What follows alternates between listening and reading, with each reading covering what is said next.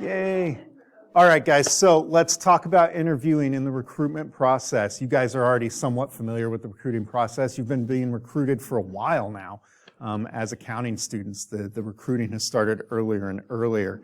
So it's more important than ever that you guys get familiar with these kinds of interviewing techniques and these interviewing issues you can run into while you're interviewing.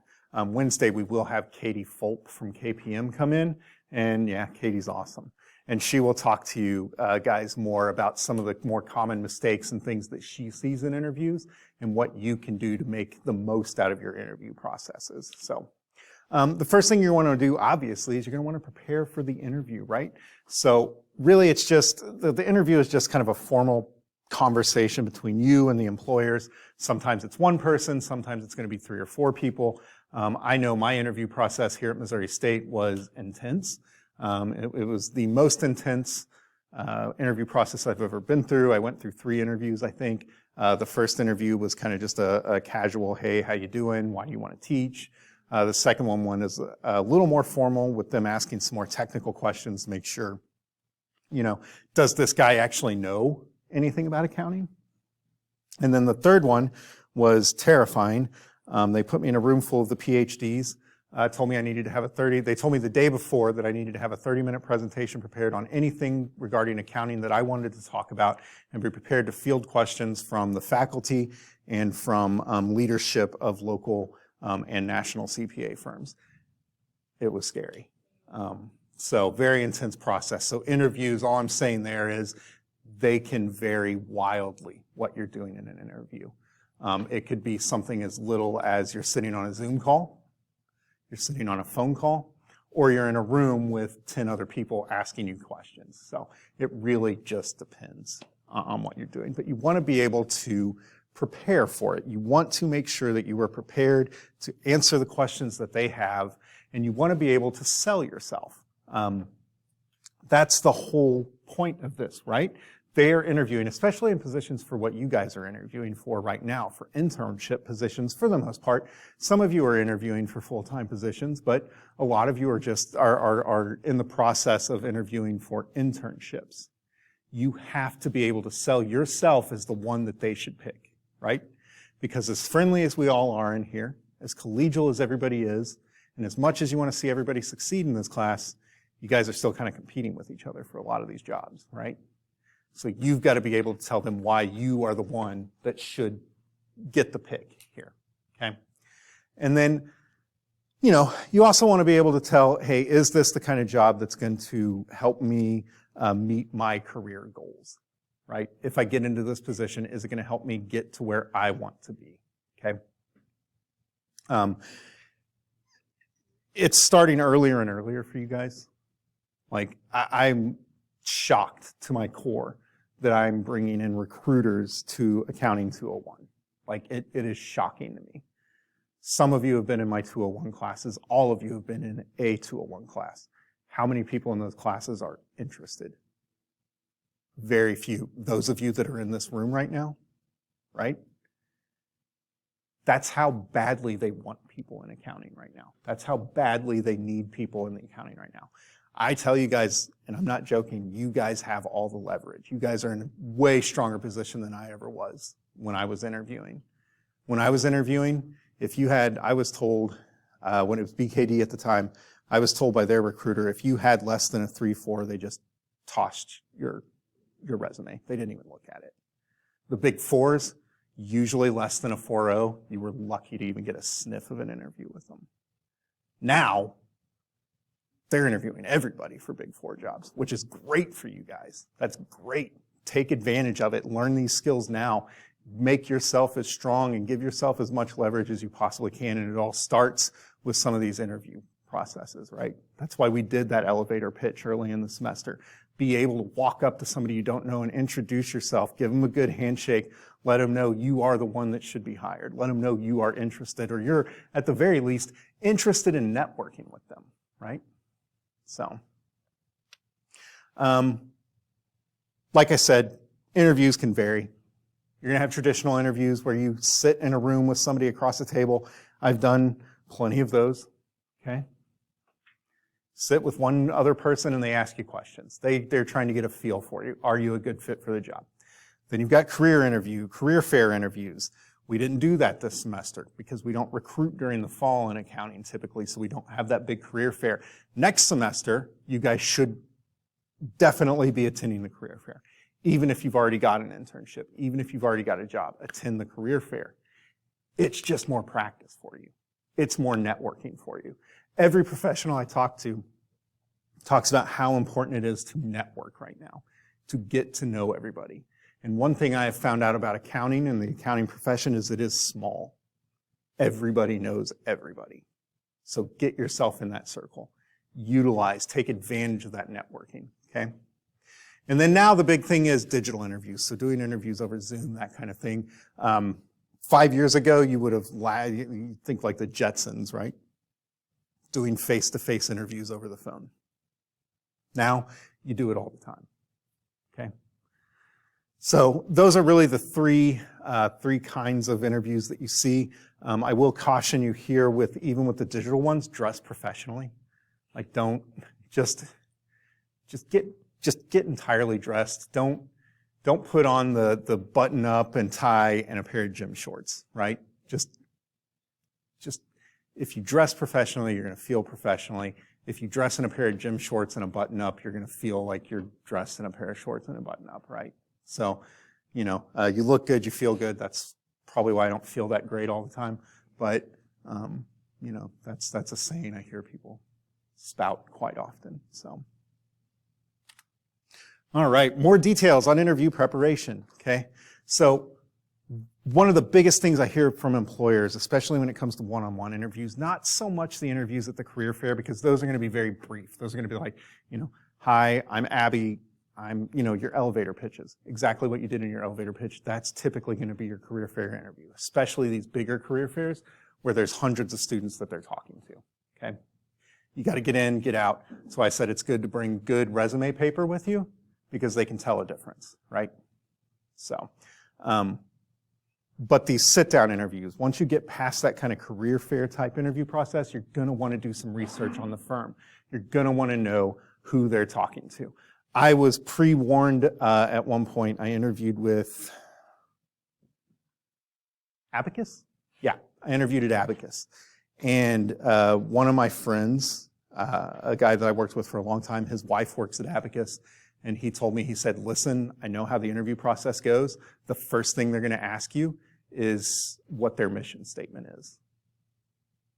And I was like, really? He goes, yeah, so at least be somewhat familiar with it when you sit down for the interview. That may have changed since I interviewed with them. I don't know. But yeah, and they sure as heck, one of the first things they asked me is like, have you read through our mission statement? What do you think of our mission statement? And it was like, oh, okay. Glad I was warned about that. Was that? Yeah. So, yep. Gwendolyn just said that she interviewed with Abacus. You're working at Abacus, right? Yeah. And that they very much still do that. So I got lucky. I was pre-warned because I would not have read through their mission statement probably. I'm glad that I did. So you just want to do some research on the firm. One thing that they like is if they've won awards, things like that, you can find that out and mention it in your interview. You want to work on making it sound casual, right? But you mention it. Oh, I saw, because they're going to ask you questions like, what makes you want to work here? And if you're a data person or a tech person, go, oh, well, I saw you guys won some data research awards a couple of years ago, and that's really interesting to me. They love that kind of thing because it means you're paying attention. This is more than you just coming in and getting a paycheck. You actually care enough to look into the job. So do your research. Every employer that I talk to that does interviewing says, I wish students would research more about the companies when they come in, okay? You're going to want to prepare your own questions for them. One thing I like to tell you guys is remember, you are interviewing them as much as they are interviewing you. Because the fact of the matter is you're going to be working really hard and you're going to work some long hours and you want to know that you're prepared for that and you want to know that the culture that you're spending that much time with fits you, okay? So be prepared to ask questions, okay? You probably don't want to ask about your pay immediately. That kind of question will come later when you talk to HR, when you're signing your paperwork. That'll all come later. And to be quite honest with you, in most cases for internships, they're probably not going to negotiate salary. They're just going to say, this is what we pay for internships, okay? And the fact that we get paid internships is pretty sweet in this profession. You get paid pretty well for them too. You can definitely quit your job at Lowe's or wherever you're working to go make more money to intern. So, but I wouldn't necessarily question, you may ask them how much you're making, but don't try to negotiate it, okay? One thing you do want to ask about though is benefits. This is something that you guys may not quite be used to yet, but things like healthcare, retirement, all of that stuff, ask about those because those are big packages that they like to include as part of their overall compensation, right? So when you see a lot of firms tell you what your compensation is, they're going to include those benefits as part of that compensation. I know that when I worked at the state auditor's office, your salaries were not that impressive, right? You started out staff one. Back in the day when I started, it was like $41,000 a year. It was about $10,000, $15,000, $14,000 less than what public firms were paying at the time to start. But I also got a fully vested pension. I got tons and tons of holidays. I only worked 40 hours a week. Just all these benefits that added up and up. And plus I traveled, so I got my reimbursement checks for travel. That added to my salary. And it ended up really, once I included benefits, I was making closer to like $90,000 really after it was all said and done. So pay attention to those benefits, ask about the benefits. It's really, really important. I know a lot of students, you guys' age, you see that salary figure and that's what's exciting for you. When you get to be an old person and you have a spouse and children, it's more about, am I going to have to pay $800 a month in insurance? Because I really don't want to. Okay, so ask about those benefits. Be aware of your strengths and weaknesses. I know I have strengths. I know where my strengths lie. I know what areas I'm an expert in, where I can be good, where I can help. Things like Excel, I kill it. I always become the Excel expert somehow. So I know that's a strength of mine. I know that a weakness of mine is I will spin my wheels. Meaning, sometimes I get stubborn and I try to solve a problem, and instead of just getting up and asking, I spin my wheels for an hour before I finally go, oh, you know what? I could have asked my in-charge and they could have told me in 5 minutes how to fix this problem. So I know that's a weakness of mine. And it's a weakness I address in interviews. Because here's what they'll ask you is, what do you think your biggest weakness is? And the fun response is, I care too much, I work too hard, right? That's crap. They know that's crap. That's just you trying to sound cool. Tell them something you know you actually want to work on, because what they want to see people that they can help improvement. I always equate it to like the NFL draft. Why would you take this guy over this guy? And it's like, well, this guy's already as good as he's going to get. This guy's got a ceiling, right? He's got a ceiling he can raise to. Do the same thing with yourself. They want to see that you've got a ceiling where they can raise you to that ceiling, that you're not already as good as you're going to get, right? And when you recognize that you're going to make mistakes, when you recognize that there are weaknesses that you have, it's easier for them to recognize that too. It's not shameful or anything like that. Nobody's perfect, believe me. Nobody is perfect. If you talk to these partners or these hiring people, they're going to tell you the same thing, okay? All the mistakes that they've made. Now, there are common questions which are in these cups, types of questions like that you can anticipate, that you can have kind of a prepared answer for. Go ahead and do that. That's fine. You know they're going to ask you things like, why did you want to work here? What made you want to go into accounting? What's your favorite accounting class? That kind of thing. You can kind of anticipate those kinds of questions, right? Now, they may throw you questions that'll throw you for a loop. What's your favorite movie?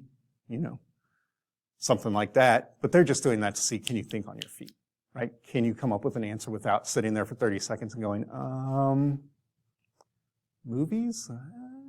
They want to see, can they think, okay?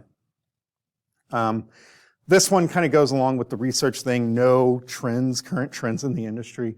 Knowing something about, blockchain and crypto right now is really interesting because that's where a lot of finance is going, is to the blockchain and all that. So knowing a little bit about that helps you. Don't worry, you'll get that. You get to take an emerging technologies class as part of your degree program here, so you'll get that. But be aware of trends that are happening in accounting, okay? Now, what you want to do is confirm your appointment when you actually have the interview. You want to email whoever's interviewing you and saying, hey, just want to clarify or just want to confirm that we have an interview set up for this date at this time at this place, okay? Make sure you have directions for the interview site. Don't just hope 15 minutes before you're supposed to be there that your directions are correct. If it's somewhere you're not familiar with, check with them. So when I interviewed for the state auditor's office, guess where I didn't interview? In Springfield. I interviewed in Jefferson City. I had not been to Jefferson City since I was a child, and then even then, I wasn't the one driving. So when I had to find the Truman Building, I made sure a couple days ahead of time I knew how to get to the Truman Building. Okay? So make sure you know where you're going. You're going to want to take some things with you to the interview. You're going to want to take pens, paper, right? That makes sense. If you do not have a Padfolio, go and invest in one. They're $20 at like Staples. You can get them at the bookstore here. Invest in a Padfolio. So it's just a black leather binder or a brown leather binder that has a legal notepad in it, right? Places to put your pens, pencils, calculators, that kind of thing. So I always think it looks more professional if you show up somewhere with a Padfolio. You just look like somebody that's prepared, okay? So for your benefit, I would definitely make sure that you have a Padfolio. Invest in one. You will use it forever. They're wonderful things to have. As accountants, we love them. I don't know what it is about us. We're weird. I mean, you all know we're weirdos anyways, but there's something about a good Padfolio that we really, really like. So go look through them, invest in one. I spent like $60 on one that zips up, and oh, it's great. Yeah. Anyways, make sure you take a couple copies of your resume. I always took my resume with me. You don't necessarily have to take it on the good paper because at this point they've already looked at it. You're already in the door, right? That's why I don't buy my wife flowers and candy anymore. I'm already married, right? Why do I need to keep doing it? I'm joking. I do all kinds of nice stuff for her, my goodness. But, you could take regular sheets of paper with you, right? So just take a couple copies with you. I always just hand it to them, and it helps them formulate maybe some questions they hadn't thought of because they're busy too. Your resume is probably not the last thing that they looked at. So it just helps them. You want to take your Padfolio and take a list of questions that you already plan to ask the interviewer. Okay. One of my favorite ones to give to you guys that I think you should always ask, at least during the intern interview process, is what would a successful first year look like for me in this position? And then they kind of give you the pathway to success, right? They kind of tell you, if you do these things, you can be successful in this position.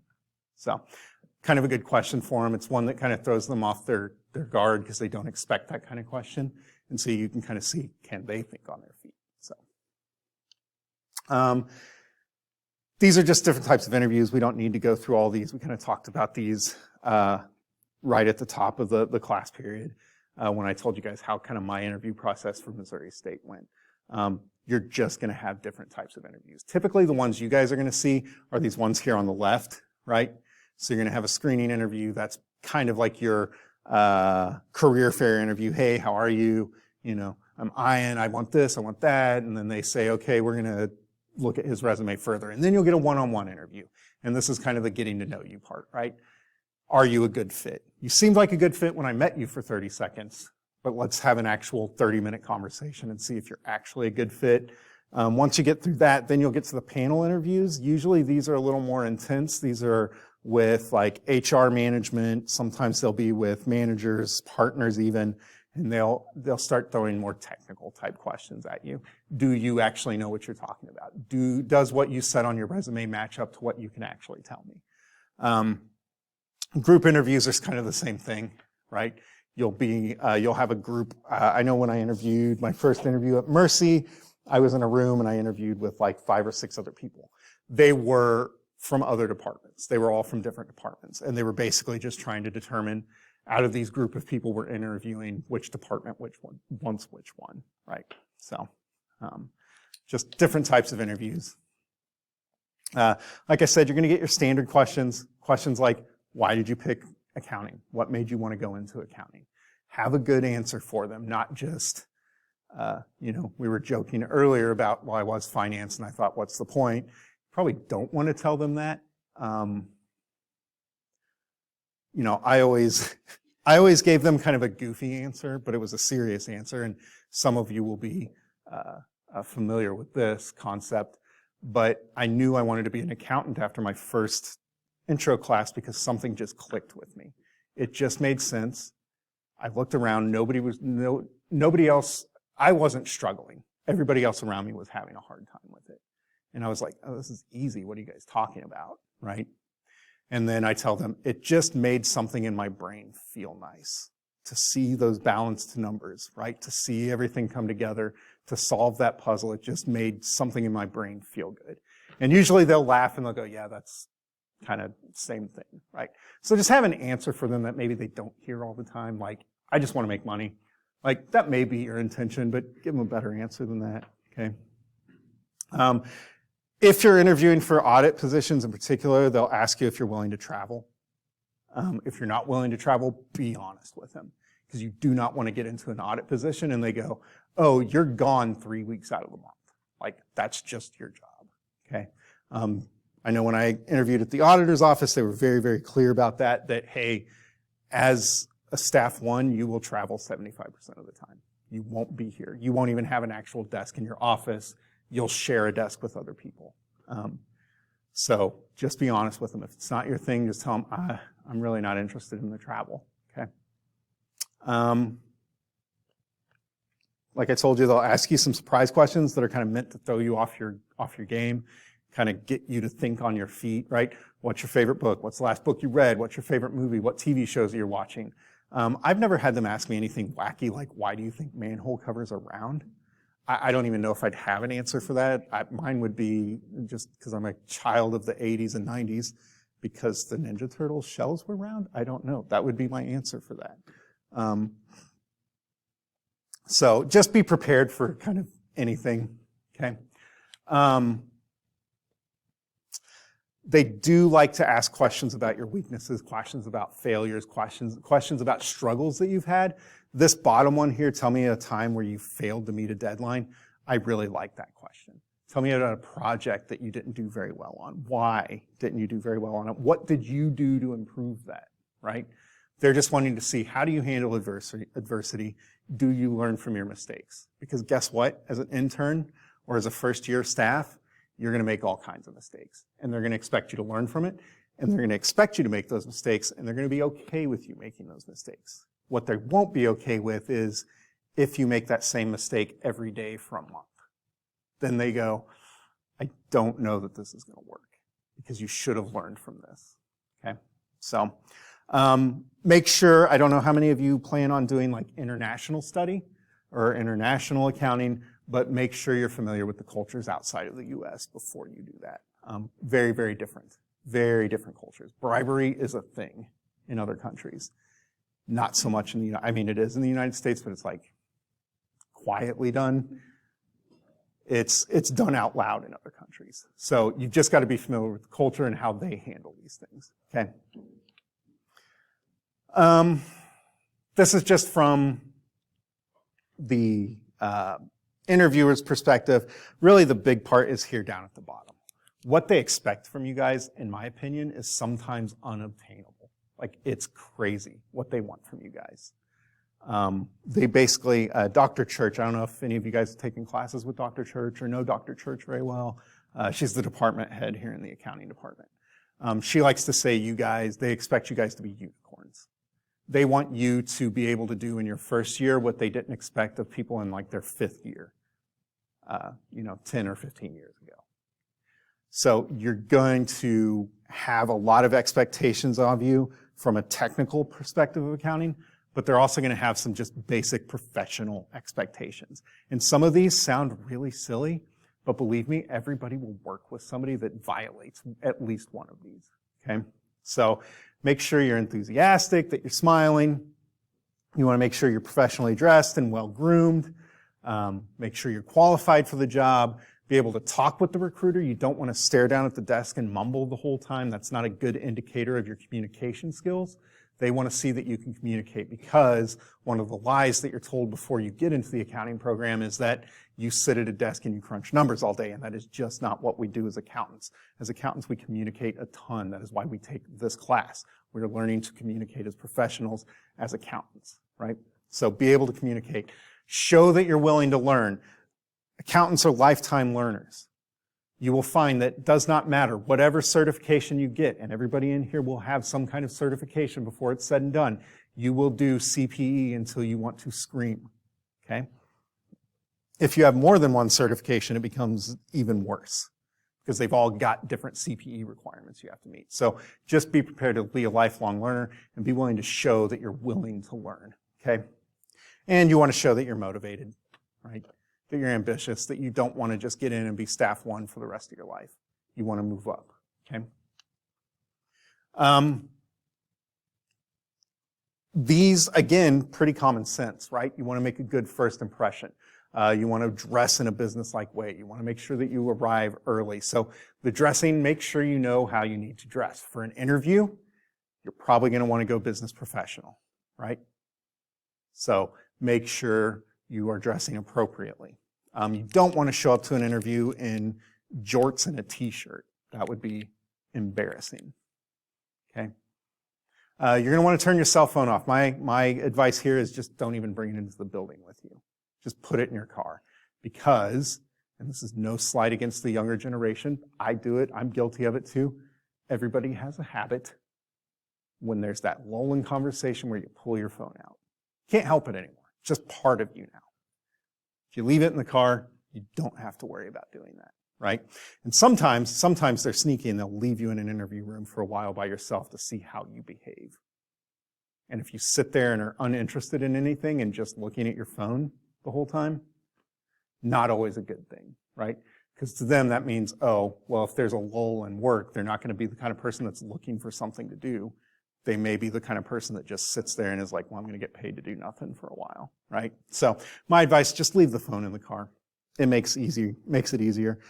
Check your appearance. For those of you that have some kind of, self-awareness, this is great. Me, I couldn't tell you if I look nice or look bad. I just don't know. It's just a fault of mine. But check your appearance. Demonstrate that you're confident. You always want to be confident that you are the expert, right? It's not bad. It is not a bad thing to portray yourself as the expert. You want to go in there with confidence. Like I said, you are selling yourself to them. You want them to know, right, that you're the one they should pick. And that starts with being confident, okay? Try to be relaxed. That can be very hard when you're very nervous, but just try.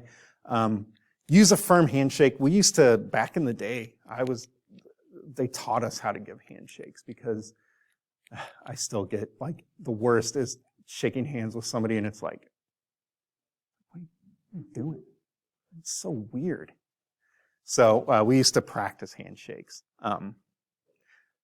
So make sure you give a good firm handshake. You don't want to try and break their hand or anything, but you want a firm handshake. I always just, and I don't know why, I guess it's just me being an old person, I always have just a little bit more respect for somebody that can shake my hand firmly than somebody that's just like, hey bud, it's just like, ah. So handshakes I think are still important. I don't know how important anymore after COVID. I don't know how many people are actually shaking hands and stuff yet. Who knows? But it used to be really important. During your interview, obviously you want to be attentive. You don't want to be drifting off or looking at the table, not responsive, that kind of thing. Make sure that you're being attentive and you're speaking clearly. You want to speak slowly, enunciate what you're saying so they're not having to ask you to repeat yourself several times. Be honest about your qualifications because, spoiler alert, they're going to find out whether you're qualified or not once you start the job. Okay, so you might as well be honest about it up front. Show them your portfolio if they ask about it. Be objective about previous jobs. That may not apply to everybody in this room right now, but at some point you will have a bad experience with a job. I know I have. I've been asked about those experiences during interviews, and my response is always, I don't really want to get into it, or basically I just try to find the good in it, right? So for me, I just try to be honest with you guys in this class about professionalism and my experiences. So for me, it's Mercy. I worked there for 11 years, never got written up, never got in trouble, was never late, very good employee, got raises, got really good evaluations, and then I showed up on a Friday one day and they said, you're done. Out of nowhere. Wasn't given a reason. Just they were trying to meet their budget goals. So it sucked. Guess who was mad about it? This guy. Do not mention it in an interview. I've been asked, especially when you interview around town in places like Springfield who know Mercy and know people that work at Mercy, and they go, ooh, yeah, I've heard about their downsizing. Because right sizing is what Mercy calls it. And they do it every year around May. They get rid of a bunch of people because budget starts over in June. And it is what it is. And instead of saying, yeah, those jerks, it just goes, well, no, yeah, I was disappointed, but it provided me with an opportunity to go back to school and get my degrees and taught me how to be a professional and how to work in a professional environment. I met my wife there. If it wasn't for Mercy, I wouldn't be married and I wouldn't have kids, or I wouldn't, at least not this wife or these kids. You know what I mean?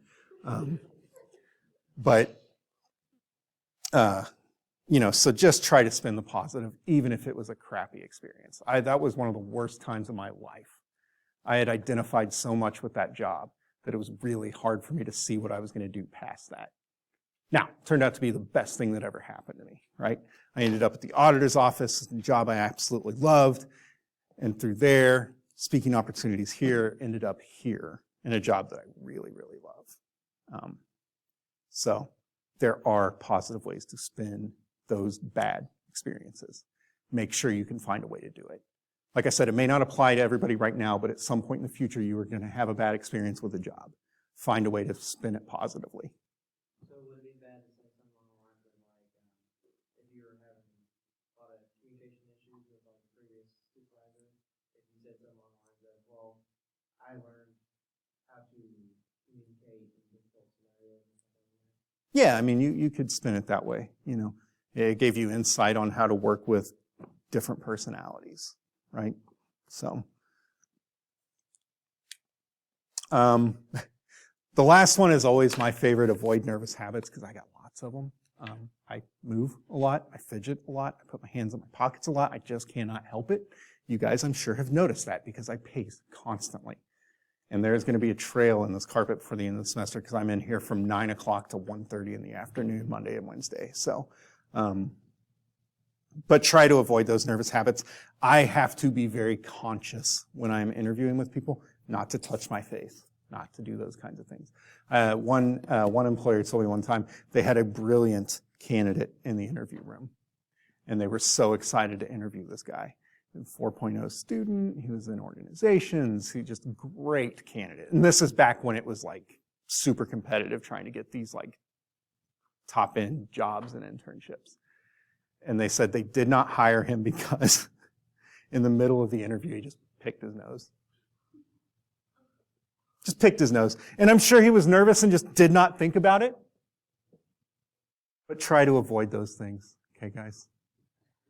So, yeah. And then they were like, the worst part was he wanted to shake our hands afterwards. And they were like, no, we're good, sorry. So just try to avoid nervous habits. Everybody's got something. I try to be, like I said, I have to be so like cognizant of what my hands are doing when I'm in interviews. Because I will be the guy that's just like, pick my nose right here, and not get the job. So just try to avoid those nervous habits that you have. When you end the interview, the thing is they're going to let you know it's over, right? So the interview will end. You will know the interview has ended and it's fine. Typically they'll stand up and want to shake hands, or they'll stand up and say, well, thank you for your time, whatever the case is. You'll know the interview process is over. So after the interview, it doesn't hurt to sit in your car and kind of evaluate how you did, right? If I don't get this job or I don't get the next interview here, what are some ways I can improve? What were some things that I did that I was actually really proud of or that I felt were really strong during the interview process? Okay. Write down any of the questions that they ask you that you remember them asking you. That's always a good way to be able to kind of anticipate those questions, right? We talked about having some questions that you're going to anticipate that you know they're going to ask you. Go ahead and anticipate extra ones. Not a big deal. Okay. And then always, and we'll do this, I think next week we do thank you letters. Always send a thank you letter. Now, that may just be in thank you email these days. Katie will kind of talk about this Wednesday. She's got, I think Katie used to be the kind that liked to get actual like cards and letters. Now, some of them you will hear say, I don't want them because they just clutter up my desk. I would rather just get the email. But they all want something. And it helps them to remember who you are, when you interviewed with them, what position you were interviewing for, all that kind of stuff. And honestly, if you send a thank you letter, you stand out. That puts you above everybody else. Yep. So when you ask more questions in the interview, Mm-hmm. write them down like in the middle of it? I never did. Yeah, I never wrote them down. The writing's for them to do mostly. Yeah. So, I mean, you're definitely going to want to take notes on like your salary, your benefits, kind of hours you work, the kind of things you can do to be successful in that position. But like writing down their answers, I don't think I'd do that. So, all right. So the last thing we'll talk about is this interview method that most people are going towards now. And this is kind of the STAR method of answering questions, right?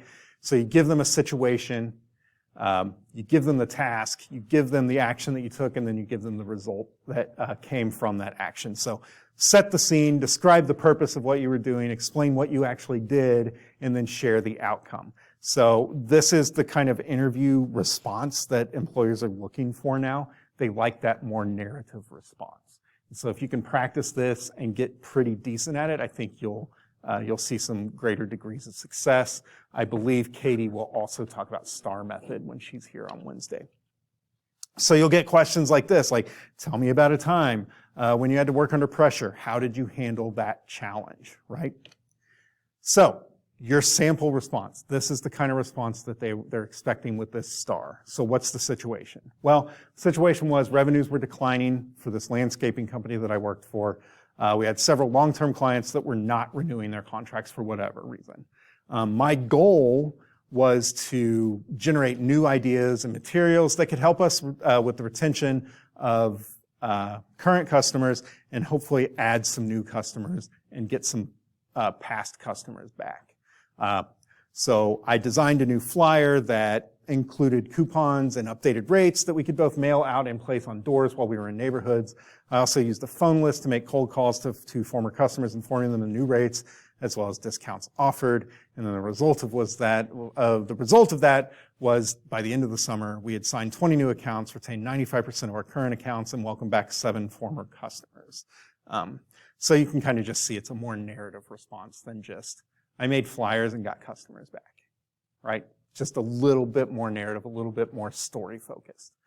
So that's the kind of response that they're looking for typically now. There are several reasons why you may not get a second interview. You did not follow up with a thank you note. That's probably not the reason you didn't get another interview, but like I said, the thank you notes do help you stand out. You couldn't engage in conversation.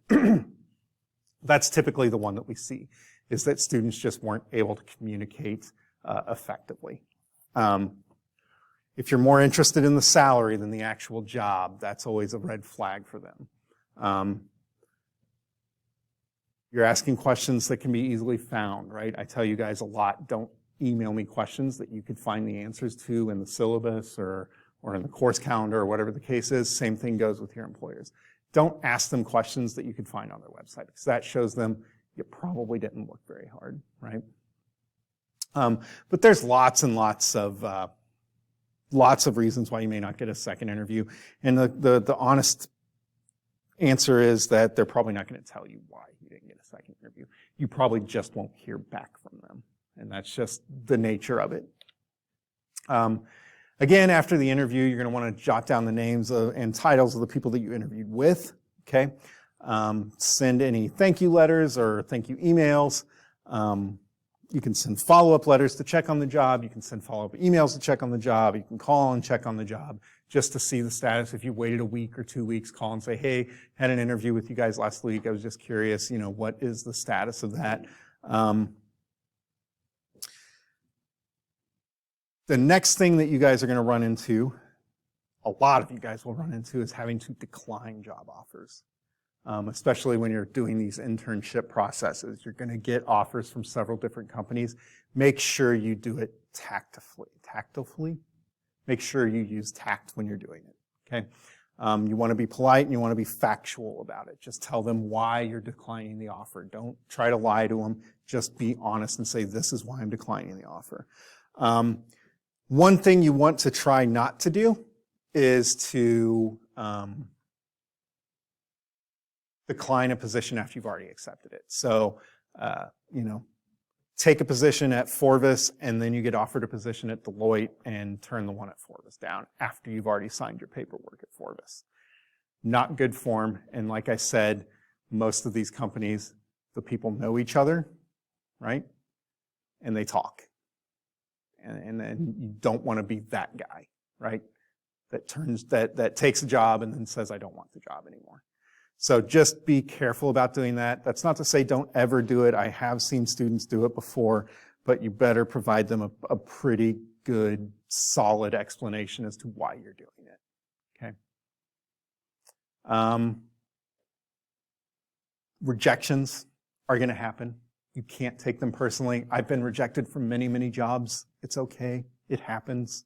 You run into, you either weren't the most qualified or you weren't the best fit. That's typically what it is. So don't take them personally, learn from them, and move on, okay? All right, so we did have an interview activity planned. I talked too much.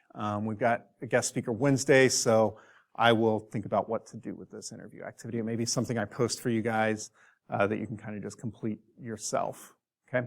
So, all right, I will see you guys Wednesday.